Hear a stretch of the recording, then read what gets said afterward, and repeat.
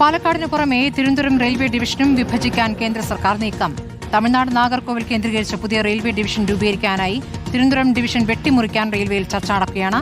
കേരളത്തിന്റെ റെയിൽ വികസനം വട്ടപൂജ്യമാക്കാനുള്ള ശ്രമമാണെന്നും കേന്ദ്രത്തിനെതിരെ സമരം ശക്തമാക്കുമെന്നും UDF MPമാർ പ്രതികരിച്ചു. ഒരാഴ്ച മുമ്പാണ് പാലക്കാട് റെയിൽവേ ഡിവിഷൻ വിഭജിച്ച റെയിൽവേ മന്ത്രാലയം വിജ്ഞാപനം പുറത്തിറക്കിയത്.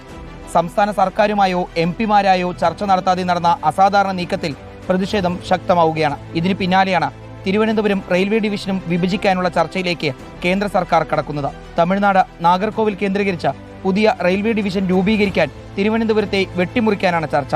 നാഗർകോവിൽ, കന്യാകുമാരി എന്നീ പ്രധാന സ്റ്റേഷനുകൾക്കൊപ്പം നേമത്തിനും നാഗർകോവിലിനും ഇടയിലുള്ള കേരളത്തിലെ റെയിൽവേ സ്റ്റേഷനുകളും തിരുവനന്തപുരത്ത് നിന്ന് വിഭജിക്കാനാണ് കേന്ദ്രത്തിന്റെ ആലോചന. പകരമായി മധുരൈ റെയിൽവേ ഡിവിഷന്റെ കേരളത്തിലുള്ള സ്റ്റേഷനുകൾ തിരുവനന്തപുരത്തിന് ലഭിച്ചേക്കും. എന്നാൽ ഇതെല്ലാം താരതമ്യേന വരുമാനം കുറഞ്ഞ സ്റ്റേഷനുകളാണ്. കേരളത്തിൽ ഭരണം പിടിക്കാൻ കഴിയില്ലെന്ന് ഉറപ്പുള്ളതിനാൽ സംസ്ഥാനത്തെ കേന്ദ്രം വേട്ടയാടുകയാണെന്ന് UDF MPമാർ ആരോപിച്ചു.